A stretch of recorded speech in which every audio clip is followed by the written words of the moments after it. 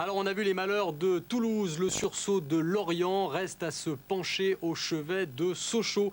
Très malade depuis le début de la saison, 5 défaites en 10 matchs. Traitement de choc, changement d'entraîneur. Cette semaine, Jean Fernandez a remplacé Philippe Anziani. Fernandez, ancien entraîneur de Cannes, Marseille ou Lille.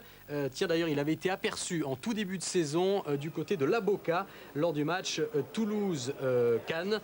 Clin d'œil du destin, c'est à Cannes, justement, qu'il effectuait ce week-end sa première sortie comme entraîneur de Sochaux. Le fameux choc psychologique s'est-il produit? La réponse avec Jean-Jacques Cassader. Et le voilà, le nouvel homme fort de Sochaux. Après 5 années passées en Arabie Saoudite et en Tunisie, Jean Fernandez est de retour dans le championnat de France. Et à Cannes en particulier, un club qu'il a bien connu comme joueur, puis entraîneur entre 82 et 90. Bien, ça fait plaisir de te voir ça. C'est vrai qu'au niveau du cœur, ça me fait quelque chose de revenir à Cannes. Maintenant, sur un plan sportif, on va jouer contre une bonne équipe. J'ai eu l'occasion de voir pratiquement tous les matchs à domicile. Et bon, c'est une équipe qui est bien organisée, qui a fait de bons résultats.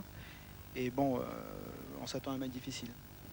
Et c'est vrai que Jean Fernandez n'a pas perdu son temps depuis son retour. En 3 mois passés sur la Côte d'Azur, il a eu le temps de superviser les Cannois et de préparer son retour sur le banc.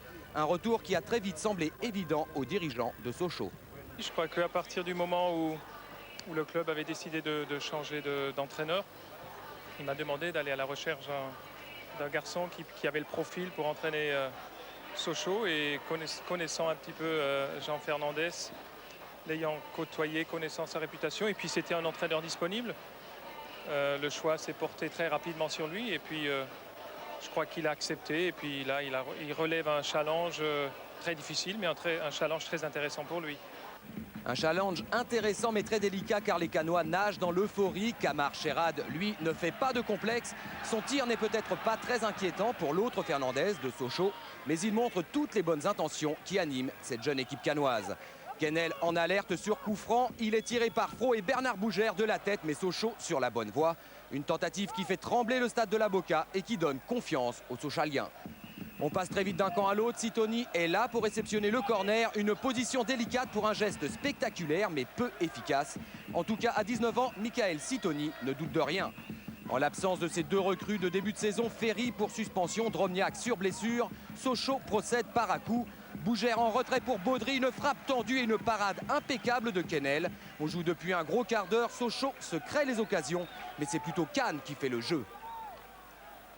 Et Michael Sitoni en particulier, bien lancé par Laurent Maquet, il perturbe à nouveau la défense sochalienne. Grand pont sur Yves Bougère, Sitoni s'enfonce dans la surface et oblige Maraval à la faute. Pas de doute pour Monsieur Ruffray, il y a pénalty. Aucun doute non plus pour ce qui concerne le talent du jeune espoir Michael Sitoni. Blake et Boutoba, les tireurs cannois, ne sont pas sur la pelouse. C'est donc Kamar Sherrad qui défie Fernandez. Et l'affrontement tourne une fois de plus à l'avantage de Vincent Fernandez. Une fois de plus parce que c'est le 3e pénalty stoppé en 3 matchs pour Fernandez. Le premier c'était au Mans il y a 15 jours, le deuxième la semaine dernière face à Caen et le 3e sur cette tentative de Kamar Sherrad.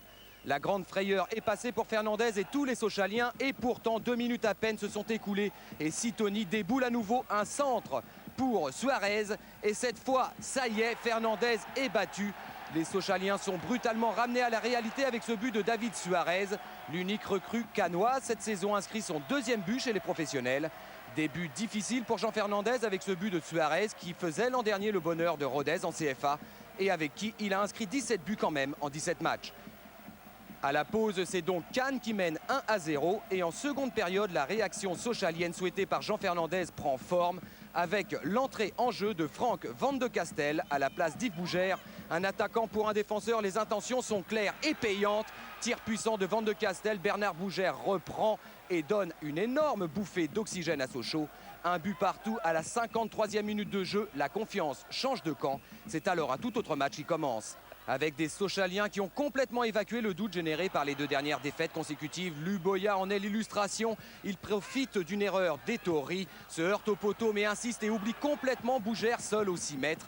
Excès de confiance sûrement, mais on est quand même loin du Sochaux emprunté du début de saison.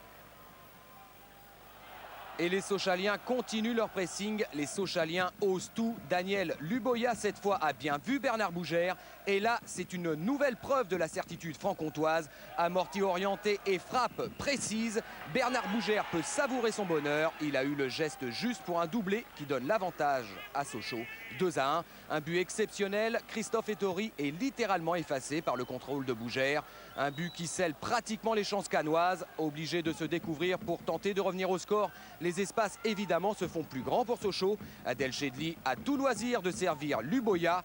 Le temps de se mettre en position et Kennel une nouvelle fois s'incline. 3-1 pour Sochaux. Cette fois c'est terminé. Après Toulouse, Sochaux est la deuxième équipe à s'imposer à la Boca. Les joueurs de Jean Fernandez ont fait preuve de grosses ressources morales en seconde période. Et pour le nouvel entraîneur, c'est bien là l'essentiel. Je crois que si on avait été mené 2-0 à la mi-temps, donc je crois que Vincent Fernandez a fait aussi un arrêt déterminant sur le penalty. Parce que si on avait été mené 2-0, je crois que le match on l'aurait perdu 1-0, on pouvait rester toujours. Et je crois que bon, on a eu la chance d'égaliser très vite en début de deuxième mi-temps, qui nous a permis après de continuer sur notre lancée et de gagner le match. Et oui, un Fernandez peut en cacher un autre. Vous l'avez vu, Jean Fernandez a gagné son premier pari et Vincent Fernandez a arrêté son 3e pénalty consécutif. C'est un exploit insolite. Regardez, cet exploit a commencé il y a 15 jours. Vincent Fernandez contre Le Mans. Il arrête le pénalty d'Olivier Piqueux. La semaine dernière, contre Caen, il récidive face à Orlaville, à chaque fois face à des attaquants d'expérience, Piqueux et Orlaville. Et donc ce week-end, 3e match et 3e pénalty arrêté par Vincent Fernandez devant Chérade. C'est le coup du chapeau pour un gardien.